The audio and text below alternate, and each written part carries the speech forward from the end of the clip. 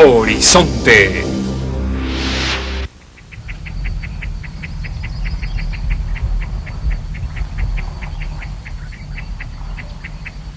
El lugar común africano. Niebla cayendo sobre el valle cuando amanece el nuevo día.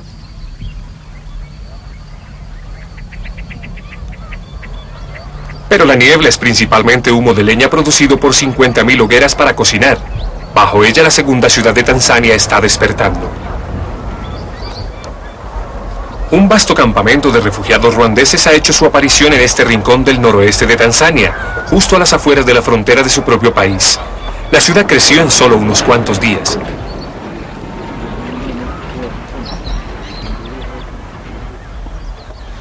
Éxodo.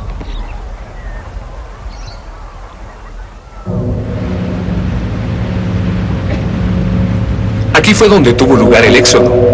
Mientras los cadáveres flotaban bajo el puente Rusumo, en los días de abril 200.000 refugiados huían por el de Ruanda hacia Tanzania. Se podía sentir el olor a cuerpos en descomposición. Al lado del camino había montones de machetes.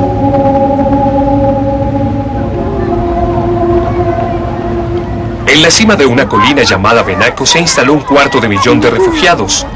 Huían de una catástrofe, pero podían convertirse en parte de otra, una catástrofe ambiental.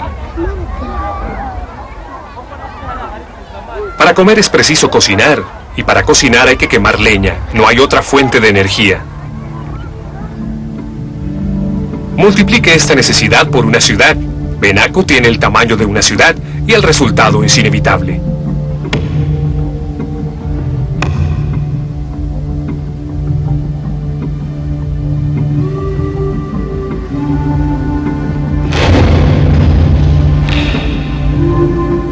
Se temía que la destrucción de esa parte de Tanzania hiciera que la población local también tuviera que refugiarse.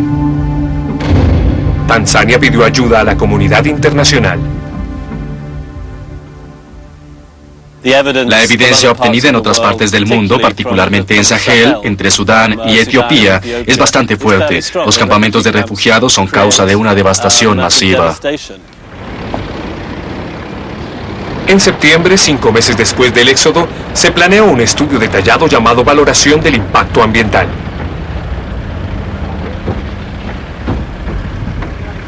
James Fennell fue quien lo inició, y fue el primero que se ha intentado realizar en un campamento de refugiados. Este film sigue los progresos de su estudio. Empezaron por asistir a una reunión regular sobre el medio ambiente organizada por la ONU.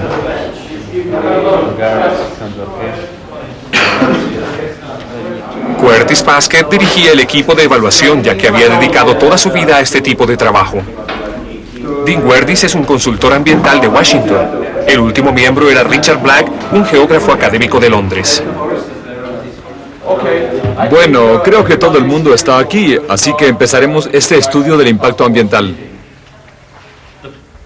El objetivo de la evaluación era, en primer lugar, estudiar los impactos en el medio ambiente de Tanzania, así como el de los refugiados. El equipo buscaba hacer recomendaciones para reducir el impacto ambiental del campamento y trazar un proyecto para el futuro. Hay que reducir el impacto ambiental, pero para ello es indispensable la colaboración de todos. Esperaban que su informe ayudaría al gobierno tanzano a manejar la crisis.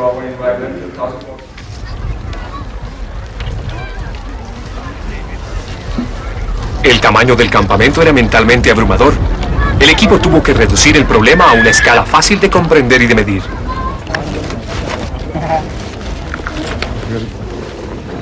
Comenzaron con los datos básicos de la vida de una familia de refugiados en un suburbio sin árboles en Benako. Mi nombre es Emanuel Hakizimana. Soy un hombre de negocios. Pesaba 92 kilos y ahora peso solamente 67 kilos. Tengo 6 hijos. Mi nombre es Agnes Mukabinagwo. Yo era maestra de primaria. La olla en que cocinaban se balanceaba sobre 3 rocas. Las estufas de 3 piedras son la fuerza destructora del ambiente más poderosa de África. La familia de Agnes y Emanuel era del tamaño promedio de los campamentos. Rubén, el menor, tiene 9 años. Y María José, la mayor, tiene 20.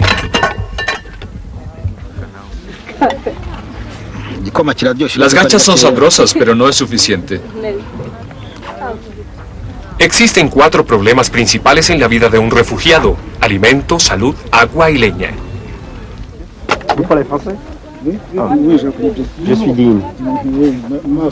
La primera encuesta realizada por Dean Gerdes tenía por objeto obtener datos sólidos acerca de cuánta leña estaban quemando los refugiados. Podían compararlos con las cifras correspondientes a los habitantes de las aldeas en busca de una respuesta en cuanto a cómo reducir el uso de la leña. Sí, correcto.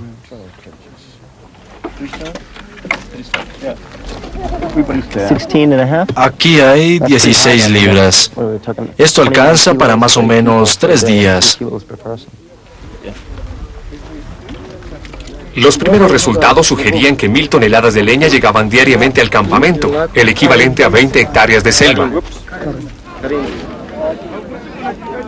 Existía una conexión muy estrecha entre la leña que estaban consumiendo los refugiados y los alimentos que se les daban. Esa era una pregunta más que debía hacerse el equipo. Los alimentos se distribuían una vez en la semana. Un refugiado no tiene otra opción. Esta semana les correspondía solamente maíz entero en grano, que a los ruandeses no les gusta, y frijoles, que sí les gustan, pero recibían solo una taza cada uno.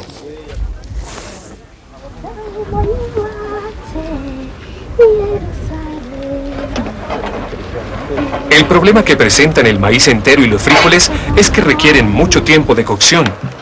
El maíz debe hervirse durante 6 horas para que sea nutritivo. Para ello se necesita muchísima agua y leña, además de que la estufa de 3 piedras es poco eficiente.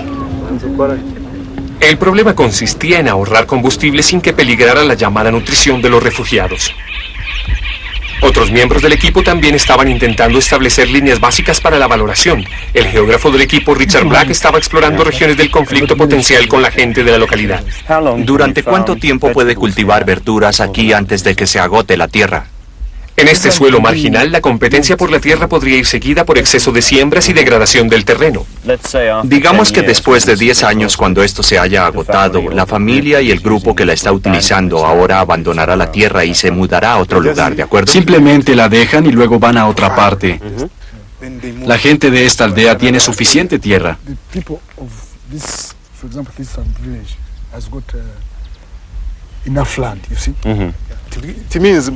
Podría decirse que por el momento la gente de la localidad todavía tenía mucha tierra.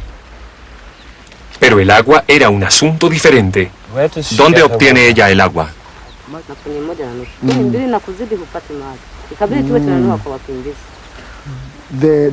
Tienen un pozo, pero cuando llegaron los refugiados sacaban agua del mismo pozo y en consecuencia el pozo se secó.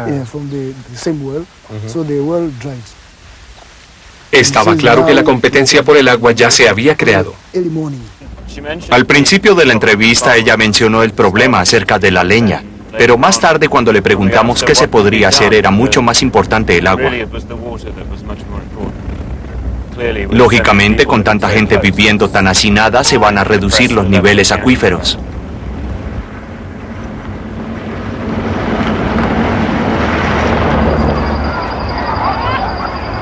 Al llegar el anochecer, la contaminación provocada por las hogueras había alcanzado su punto más alto, pero la calidad del aire era otra cosa. Todas las noches el equipo se reunía para compartir los hallazgos del día. Hay 2 asuntos importantes. Uno es que el sistema agrícola empleado está degradando la tierra. No tienes pruebas de la productividad que lo prueben. El medio ambiente estuvo bajo la presión de la agricultura durante un período anterior a la llegada de los refugiados. Aún hay otras tierras. Después de 2 o 3 años las dejan en barbecho y siguen adelante. Es así como esto funciona. Parece que así es.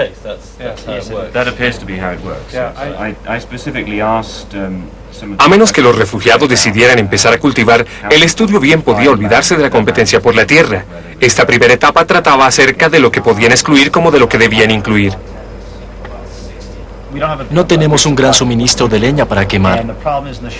Parecía como si los asuntos claves a seguir eran la leña y el agua, a la vez que el conflicto con la gente de la localidad por tales recursos.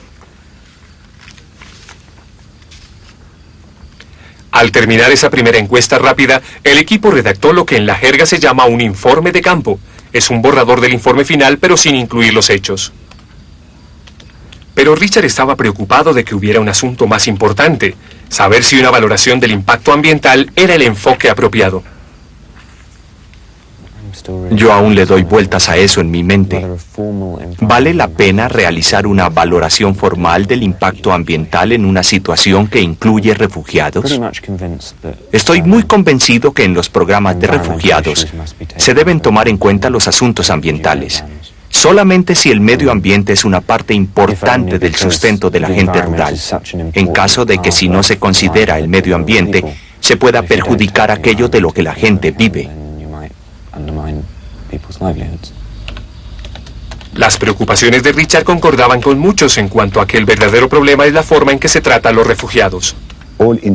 Todos los internacionales están llegando aquí.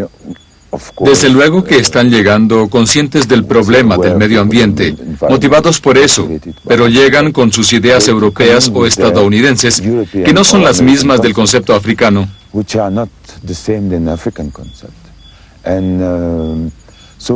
Y así en ocasiones me da la impresión de que están luchando por cosas muy pequeñas, sin importancia, y tal vez no consideran el problema más importante, que yo diría es la integración de los refugiados en la situación local.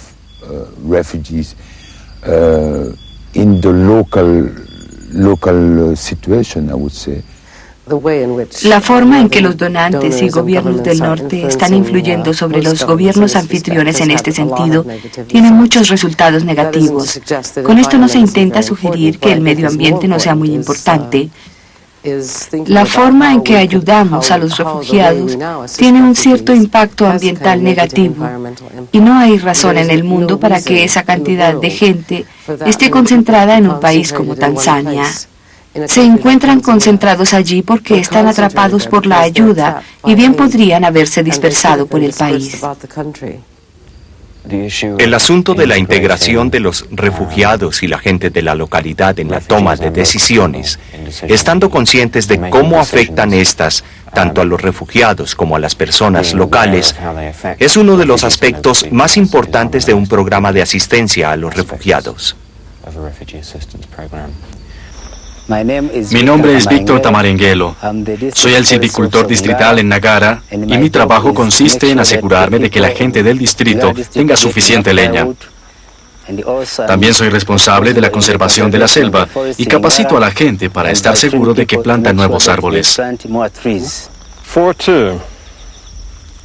El equipo de valoración estaba trabajando con los funcionarios locales para cerciorarse de que se incluyeran todos los asuntos locales. 40 centímetros. Una pregunta que se hacía era ¿cuántos árboles había? ¿Cuál era el suministro potencial de leña? 50 centímetros. Víctor y Curtis calcularon que la densidad de árboles era menos de la mitad de la prevista en los libros de texto. En las aldeas tanzanas investigaron cuánta leña empleaba la gente de la localidad y dónde la conseguía. ¿Cuántas horas se necesitan para conseguir leña para cocinar? Gastamos 3 horas en llegar de aquí a donde podemos conseguir la leña. 3 horas. Antes nos tomaba 1 hora, pero ahora son 3 horas. Estaba claro que la falta de leña comenzaba a tener impacto en la población local. La actitud de los refugiados hacia nuestra tierra es que a ellos no les interesa, cortan cuando quieren. Ni siquiera sienten que están abusando de nuestra tierra.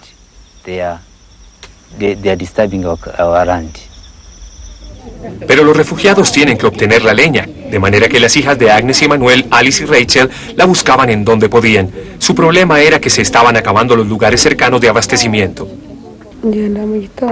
Yo salgo temprano en la mañana a las 6 y regreso a las 11 de la mañana. Solamente puedo caminar 5 kilómetros nomás. Cada día el círculo de devastación forestal se alejaba más del campamento.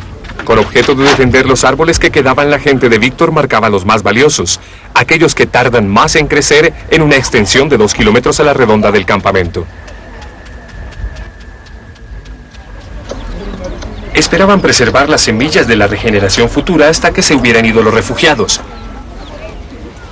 Pero si estos últimos se quedaban, una cruz pintada pronto perdería su poder. Por el momento estaba funcionando. Esta espléndida acacia continúa sin sufrir daño alguno, a solo unos cientos de yardas del campamento principal de Benaco. Pero, ¿por cuánto tiempo?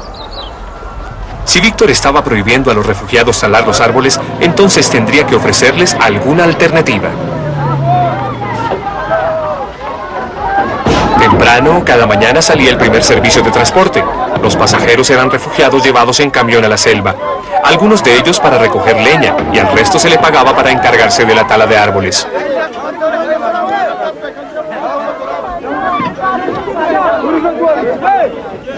Los llevaban a una parte de la selva a 15 kilómetros de distancia, pero era un boleto de un solo viaje. A cambio por el viaje hasta allá, debían caminar de regreso a casa con su leña.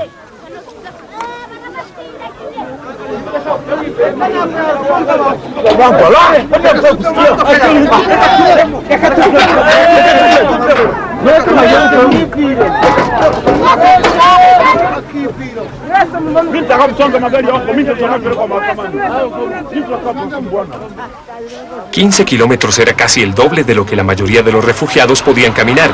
Pero el ir a un lugar el doble de lejos no solamente duplicaba el área a que podían tener acceso, sino que la cuadruplicaba. Era una forma de propagar el impacto en la selva.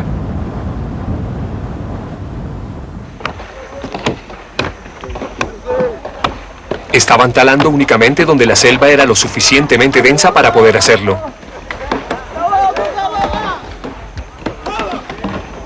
Los silvicultores tanzanos, no los refugiados, controlaban qué árboles podían talarse. Lo más importante era dejar suficientes árboles para permitir la regeneración.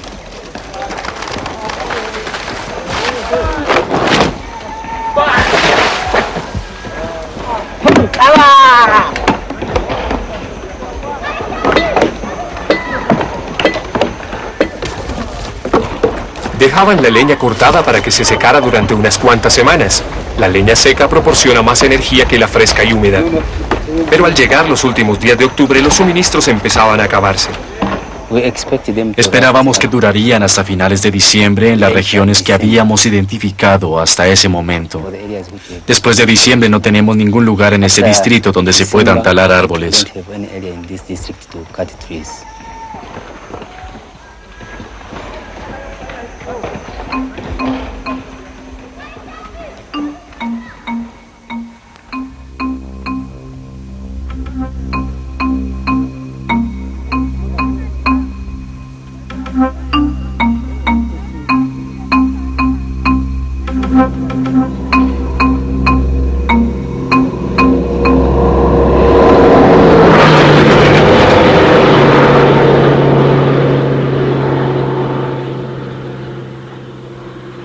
Solo 14 kilómetros más.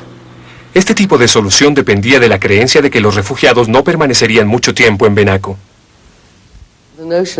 La idea de que los refugiados constituyen un fenómeno temporal es la falla fundamental del pensamiento. Desde luego que los refugiados tienden a quedarse durante largos periodos en la situación de Eritrea. Tras cerca de 35 años, miles y miles de eritreos permanecen en Sudán. No se han repatriado por una serie de complicadas razones, de manera que debemos considerar los refugiados como un asunto a largo plazo. El planeamiento a corto plazo satisface a mucha gente. Los gobiernos anfitriones no necesariamente desean tener a los refugiados en calidad de comunidades permanentes. Ellos representan un problema en cuanto a seguridad, así que cuanto menos tiempo se queden es mejor. Los mismos refugiados tampoco quieren quedarse indefinidamente y por lo tanto ven la situación a corto plazo. Pienso que en realidad deberíamos aceptar un determinado grado de permanencia, porque uno simplemente tiene que tomar en cuenta el fenómeno de los refugiados en África. En la década de los años 70 había 700.000 refugiados en África y en la actualidad son 7 millones. De manera que el problema no se está terminando. En realidad deberíamos estar planeando entre el largo y mediano plazo. Hace 10 años en Malawi no se hacían planes a largo plazo y durante esos 10 años los refugiados rebuscaron la leña. No hay selva que sobreviva a un ataque así de largo. Así es como se veía la selva en el sur de Malawi.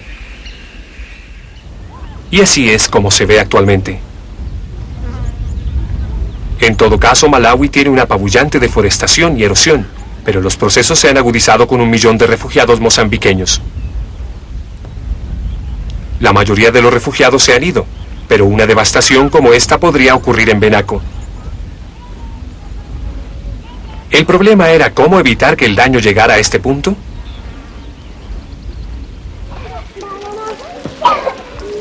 Ahora Malawi solo puede intentar solucionar el problema y el primer paso es volver a tener la misma cantidad de árboles. La historia de la reforestación no es buena, pero aquí la siembra y atención la realiza la gente de la localidad que cultivarán árboles como negocio, lo cual aumenta las probabilidades de éxito.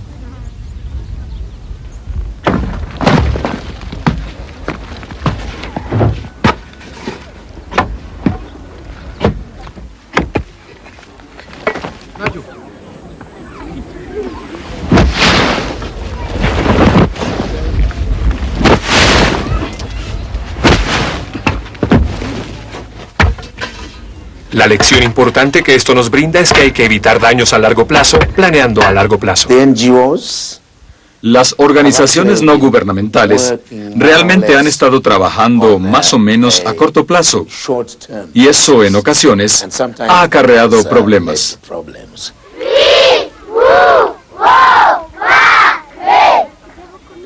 En Benaco apareció el entusiasmo de las agencias de asistencia.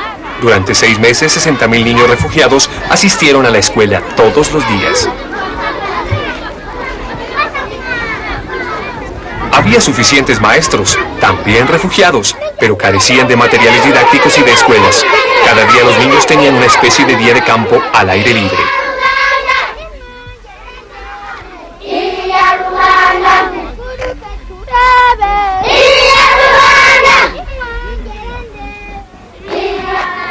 Obviamente las escuelas, y la primera empezó en noviembre, no tienen la misma prioridad que los alimentos o la salud. Pero existe una reticencia tácita para hacer algo que da una sensación de permanencia. Casi podría decirse que es un énfasis deliberado en el manejo de la crisis.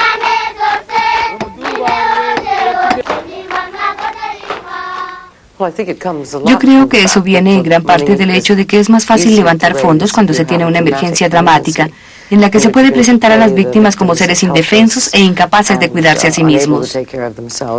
Es así como se puede conmover el corazón de los donantes del norte. Desde luego se organizan muchas agencias alrededor de esta clase de planteamiento y se llevan a cabo programas a corto plazo.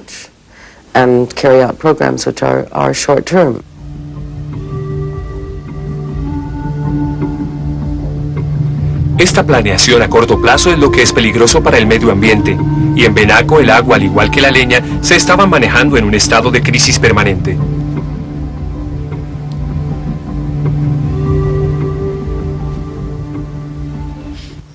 Soy Andy Bastable, ingeniero hidráulico. Soy el líder de Oxfam en el campamento de Benaco. Soy responsable de instalar el sistema de distribución y de asegurarme de que todas las familias reciben el agua cuando deben hacerlo. Solo el quehacer cotidiano que implica todo esto significa mucho trabajo.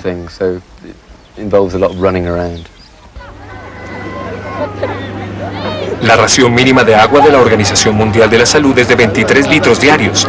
En el campamento estaban recibiendo únicamente 5 o 6. Generalmente necesitamos alrededor de 5 bidones, pero a veces solo podemos obtener 2 o 1. Depende de la escasez de agua. Nos gustaría recibir 80 litros diarios. En ocasiones solo nos dan 15 y en otras nada.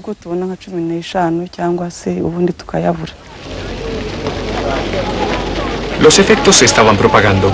Kasulu era la aldea tanzana más cercana y para entonces estaba prácticamente absorbida.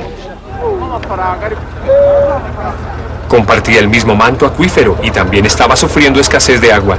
Pero en Kasulu todo estaba para la venta. Y Andy había oído decir que se vendía el agua que una vez había sido gratis. ¿Aquello es agua? Sí. ¿Cuánto cobra ella por esto? Depende de la cantidad. ¿Cómo la obtiene?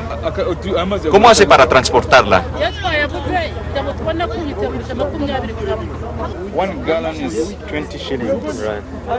¿Quién compra el agua?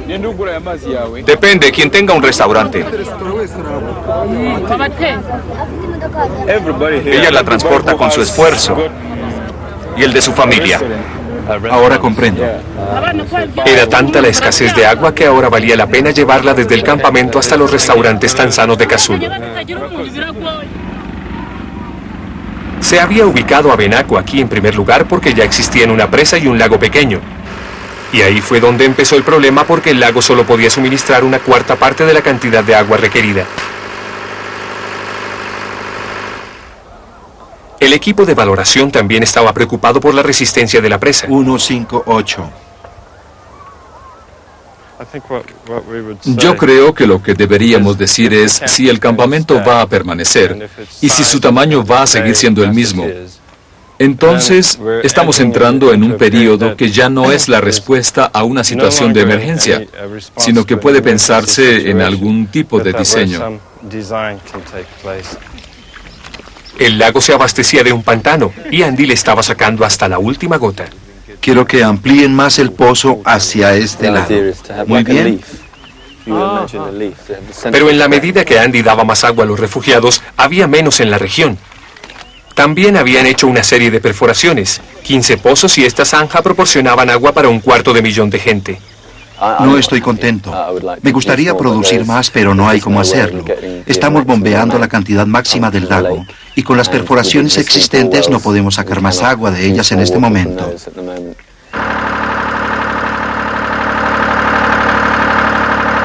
Ninguna de las perforaciones estaba calibrada. No tenían conocimiento de las reservas de agua que estaban secando.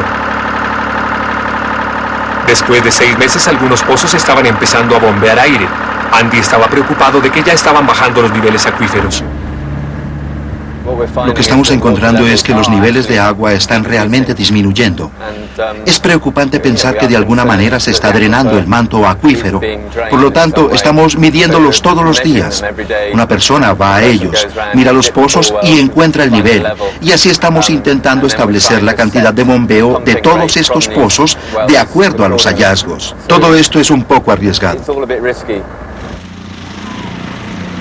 Para el equipo de valoración existía otro estrato de riesgo, y era el de la contaminación que causaba enfermedades que podían propagarse desde el campamento. El peligro era que las letrinas, que son solamente hoyos cavados en el suelo, pudieran contaminar el manto acuífero, infectando así los suministros de agua. En el campamento estaban utilizando cloro, que mata las bacterias siempre y cuando haya una cantidad suficiente del mismo, de manera que la revisión de todos los puntos de agua para verificarlo era un trabajo de tiempo completo. Pero esto no ofrecía ninguna protección más allá del campamento. Durante los meses siguientes el estudio continuó en el campamento y alrededor de él. A principios de diciembre apareció un brote de cólera. Pronto hubo 200 casos semanales con un verdadero peligro de que se propagara fuera del campamento. Para ese entonces la situación del agua se había tornado crítica. El lago se está secando. A pesar de estar en la estación de lluvias y de que hemos reducido la cantidad de agua que estamos extrayendo, sigue bajando el nivel. Por lo que calculamos que el agua se acabará en 3 semanas. Entonces será un pantano cenagoso y tendremos problemas muy serios. El equipo de valoración se reúne ahora con sus colaboradores locales para unificar todos los datos y encuestas, dando así forma final al informe. Interfirieron las fuentes de agua tradicionales, los manantiales y pozos, y con ello se contaminó el agua. El problema del agua parecía no tener solución. El campamento era demasiado grande y se encontraba en un lugar equivocado. La única respuesta verdadera era cambiarlo de lugar, y eso hizo que Richard tuviera una razón para preocuparse.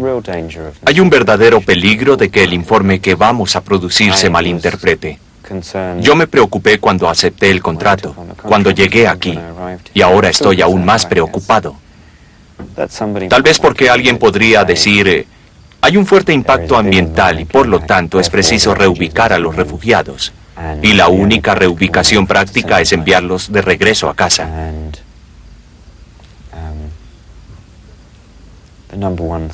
El punto número 1 en estas situaciones de refugiados es que no se les debe enviar a casa en contra de su voluntad. Son personas que han huido temiendo por su vida y no queremos enviarlas a casa para que las maten.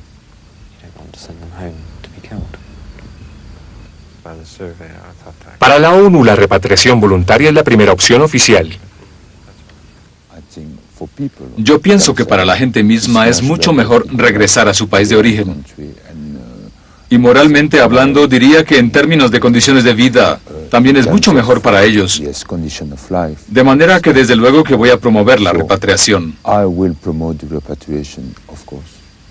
La gente piensa que actualmente la repatriación es la mejor solución simplemente porque se está promoviendo. Esto ocurre básicamente en 1981 cuando los estadounidenses y otros donantes importantes se cansaron de brindar ayuda a los refugiados década tras década y consideraron que el planteamiento sobre establecimiento agrícola de la Alta Comisión de las Naciones Unidas para Refugiados era un fracaso, de manera que sugirieron que ésta debería promover la repatriación. Si los refugiados quieren regresar a su patria, deberían hacerlo, pero si desean integrarse o permanecer en ese país porque es inseguro, peligroso, no hay recursos para apoyarlos, entonces tienen una buena causa. Aún si son más de 10 años, incluso 50. Yo no me quiero quedar en Tanzania. Ruanda es un país hermoso. Es el país en donde yo nací.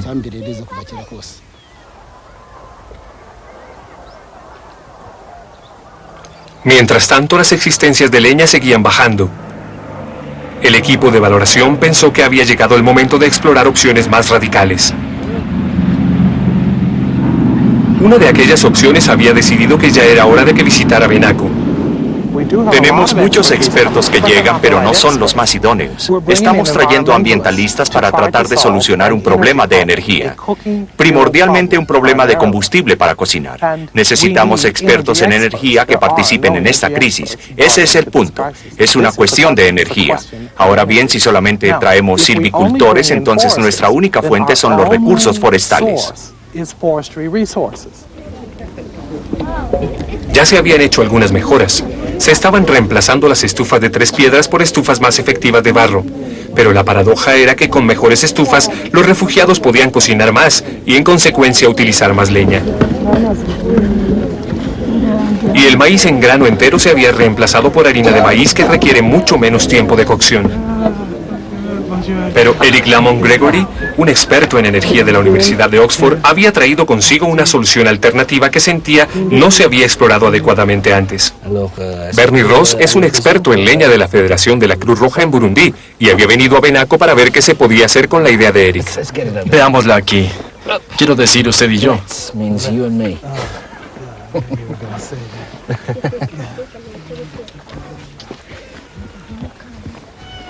Bien, ¿qué tenemos aquí? En la bolsa se encontraba la respuesta de Eric para proporcionar combustible en un campamento de refugiados, y él creía que al mismo tiempo ayudaría a solucionar el problema de la contaminación ambiental. Estas briquetas de carbón no están hechas con madera, sino con desperdicios agrícolas, y son prácticamente carbón puro y casi no producen humo. Es preciso planear el combustible en la misma forma en que tenemos reservas de alimentos. Nadie sabe cuándo va a ocurrir una crisis, ya sea provocada por el hombre o natural, pero mantenemos en reserva suministros de alimentos. Hemos utilizado medio kilo para cocinar. Uno calcula que esa cantidad es suficiente para una familia de 5 personas. De manera que estamos empleando el doble del valor calorífico de la leña. Está hecho con desechos, es económico, simple de hacer y distribuir. Es una buena combinación. En lo que estoy tratando de hacer énfasis con el sector de asistencia humanitaria internacional y los operadores de campo como usted, es que suministramos combustible en la primera etapa de los programas de emergencia, cuando empieza la crisis. Yo creo que podemos hacer esto de manera que no perdamos a los miembros más vulnerables de nuestra comunidad receptora durante esos primeros días. Y no tenemos este problema de los gases del humo. Queremos deshacernos de todo lo malo que se desprende de la leña cuando se quema. Los formaldehídos, los hidrocarbonos, porque después de la diarrea, la inhalación de esos gases y materiales que se respiran son la mayor causa de muerte entre los niños del mundo en desarrollo. Claro que en todas partes queremos combustibles más limpios. No tengo ninguna objeción en utilizar material como este en la primera etapa. No hay ningún problema al respecto. Lo que sí considero un problema es su utilización como alternativa a largo plazo, en lugar de algo a lo que los refugiados están más acostumbrados y que pueden llevar con ellos a Ruanda cuando termine la crisis.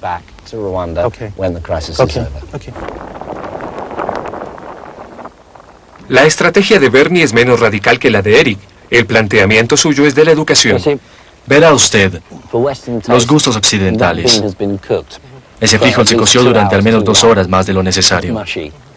Él quería persuadir a los refugiados para que remojaran los frijoles antes de cocinarlos, pues así se cuecen más rápido y se ahorra energía. La práctica común es no remojarlos porque no saben bien.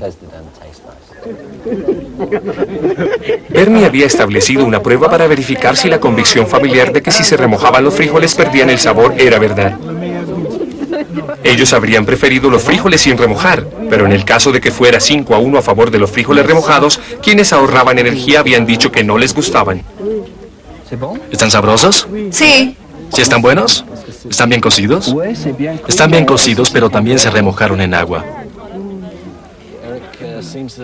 Parece ser que el problema aquí no es el sabor de los frijoles cuando se han remojado, sino que los refugiados en general creen que saben mal cuando los han remojado. De manera que si convencemos a la gente de que el remojar sus frijoles no los echa a perder, obtenemos entre un 40 y 50% de ahorro de leña.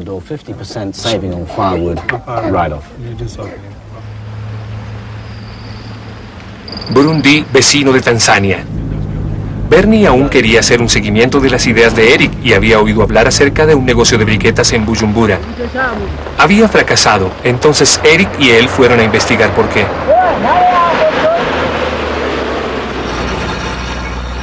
En el camino descubrieron un buen suministro de desperdicios agrícolas, cáscaras de café que eran buena materia prima para hacer briquetas. Las encontraron en medio del humo a las afueras de Bujumbura. Este es el tipo de residuo agrícola con que hacemos la briqueta, si no tenemos que utilizar existencias de combustible tales como la leña.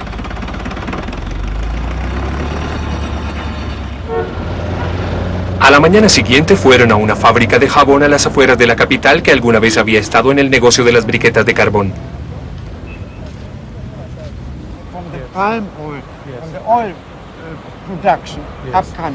Allí encontraron a Dieter Kunze, el hombre que lo había intentado. Había utilizado el mismo desperdicio de café que Eric y Bernie habían visto. Muy bien, un disco aglomerador. Lo que es más, todavía tenía en la parte de atrás de un galpón la maquinaria improvisada para hacer las briquetas. Se había comprado de Gran Bretaña originalmente para hacer alimento agrícola. Se prensa a través de estos agujeros aquí. Se doblan las briquetas, se parten de este tamaño y caen allá abajo. ¿Qué marchó mal con el proceso? ¿Por qué ya no están produciendo estas briquetas? En primer lugar, el precio. Teníamos la competencia del carbón común y corriente hecho en el campo y traído hasta aquí. No vale la pena.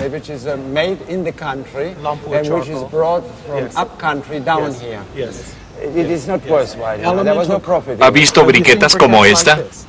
Es maravillosa. No las había visto.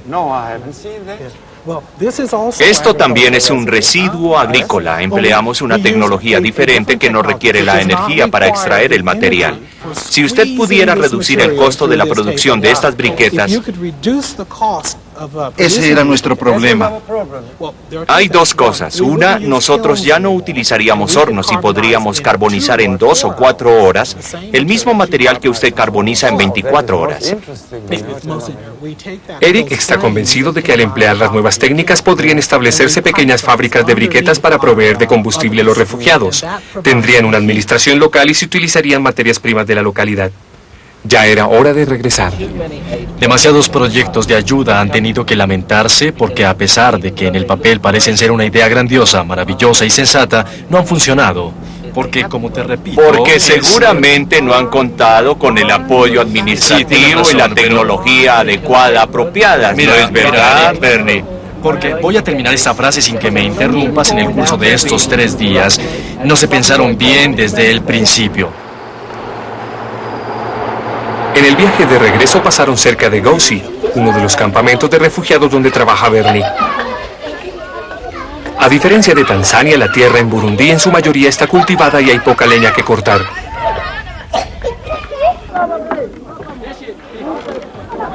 De manera que Bernie se había visto obligado a comprarle la leña a los granjeros que la cultivaban como negocio.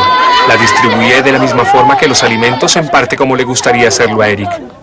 Pero aunque estaba dando leña, le preocupaba que suministrar el carbón de Eric pudiera no ayudar al medio ambiente. Me gustan las briquetas, pero cuando se le distribuye algo a los refugiados, es inevitable que parte llegue al mercado abierto. Digamos que seguimos adelante y descargamos 40.000 toneladas de carbón en el mercado local. La industria puede tener 2 reacciones. La forma de reaccionar de la industria desarrollada es que recorta la producción. Pero un fenómeno de la industria estilo campesino se conoce en ocasiones como autoexplotación. Cuando el precio baja, la gente trabaja el doble por la misma cantidad de dinero. Cuando el precio del carbón baja, los quemadores de carbón bien pueden talar el doble de árboles con objeto de mantener el mismo nivel de ingresos. Aquí hay muchas paradojas. La paradoja de mejores estufas aumentando el número de comidas que cocina la gente. Estamos a favor de una mejor nutrición, así que asegurémonos de que tanto las estufas mejores como un mejor combustible reducen en general el consumo de este último. Y al hacer esto debemos tener en cuenta el asunto de nuestro impacto en la comunidad que rodea el campamento. Siempre decimos que el aumento de las condiciones socioeconómicas es el futuro de África. Si va a mejorar, parte del movimiento social ascendente es la capacidad para cambiar a un combustible más limpio, pasar de la leña al carbón. Así que tomemos un poco el tiempo, experimentos en pequeña escala, cooperación con la comunidad local, construyamos nuestra evidencia y tratemos de ofrecer una ventaja. La acción cambió a Londres y James Fennell, el creador del estudio, asistió a la última reunión. Era su última oportunidad para asegurarse que del informe surgieran recomendaciones claras. La situación del combustible va a destruir el campamento. El asunto del agua va a destruir el campamento. A corto plazo, las recomendaciones se redujeron en su mayor parte a reforzar las medidas ambientales que ya estaban vigentes. Pero también recomendaron que deberían construirse más presas pequeñas para ayudar al suministro de agua. Era preciso proteger el agua de la tierra contra la contaminación. La leña debería proporcionarse de igual forma que en Burundi, y querían una investigación a fondo de alternativas de combustible. Pero la conclusión más importante del informe era que había que dividir el campamento. Lo que estamos preservando es el uso de los recursos al estilo aldeano, pero hemos creado una ciudad para lograrlo. Se asignó a James la tarea de llevar el mensaje al expectante gobierno tanzano. Dar es Salaam, a fines de diciembre. Ha llegado el momento, pero James tuvo que volar a Djibouti a la crisis de refugiados más reciente, de manera que Dean Gerdis tuvo que presentarse con 48 horas de preaviso y llegar de Washington a Dar.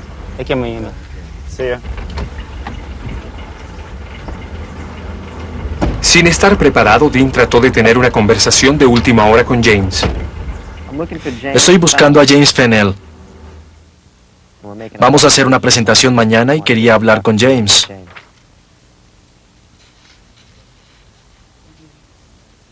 ¿Está en Somalia? ¿Cuándo regresa? ¿El sábado? ¿Y no hay forma de ponerse en contacto con él? De manera que en la mañana siguiente todo estaba en las manos de Dean. Cuando presentó las conclusiones al gobierno y a la ONU, todo el mundo estaba consciente de que cada recomendación implicaba un costo que hasta ahora la comunidad internacional no estaba ofreciendo financiar. Lo que necesitamos es una solución integrada política, organizacional y financieramente para manejar el problema. Pensamos que los criterios utilizados para establecer estos campamentos en el futuro y bajo las circunstancias actuales es asegurarnos de que contamos con suficientes recursos, de que los campamentos no sean para más de 20,000 personas y de que estén ubicados entre 30 y 40 kilómetros uno de otro. De esta manera podremos reducir la demanda de recursos, así como la presión ejercida en el medio ambiente. Si no lo hacemos, estamos creando nuevos refugiados. Los tanzanos que viven cerca de la región se van a quedar sin recursos y medios de subsistencia.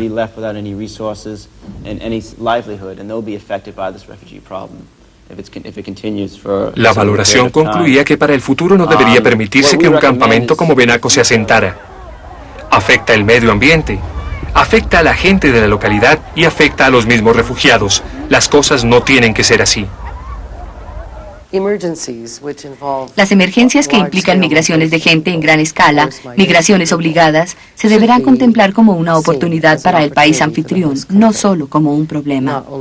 Desde luego que es un problema y está claro que muchos países necesitan ayuda externa, pero podría hacerse mucho más de una forma ventajosa para el país en general si el gobierno mismo tuviera facultades, si es necesario mediante ayuda técnica y apoyo financiero para manejar su propia afluencia de refugiados.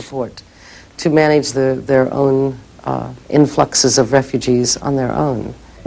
Cuando consideramos a los refugiados como víctimas, tendemos a olvidar que tienen conocimientos, no solo trabajo, sino que son comerciantes, artesanos, pescadores, maestros, y que son conocimientos que bien podrían ofrecer al país anfitrión.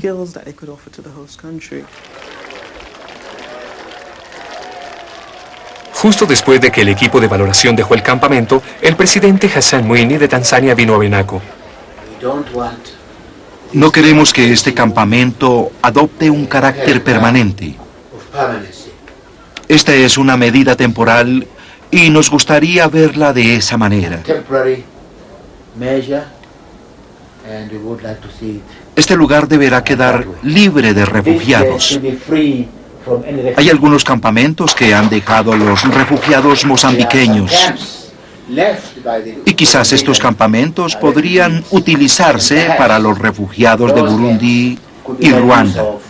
Nos gustaría verlos lo más lejos posible de la frontera, en Tanzania, de ser posible.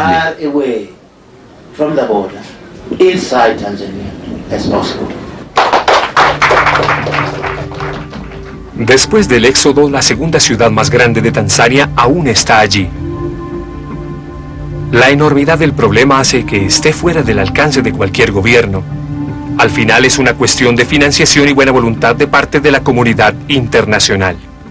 Si allá hay voluntad, nosotros tenemos los conocimientos. Si hay buena voluntad y la comunidad internacional aporta el financiamiento, podemos hacerlo, salvar muchas vidas y hacer que la gente no viva en esta miseria.